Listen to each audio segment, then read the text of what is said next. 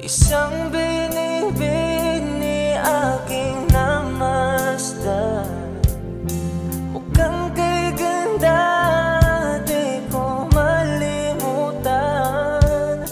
Sana naman ay makilala kita. Ang puso ko ngayon'y nabiyak na.